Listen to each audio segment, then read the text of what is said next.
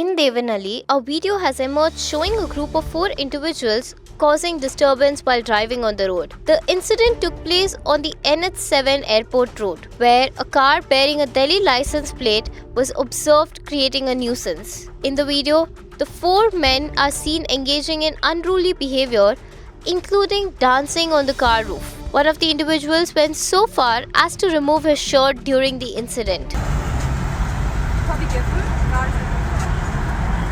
Oh my god. Shit. Number plate क्या?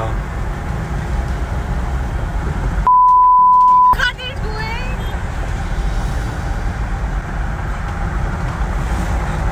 Oh, it's very dangerous. They'll get sued for this. Look at this. It's a highway, and what they're doing. Go next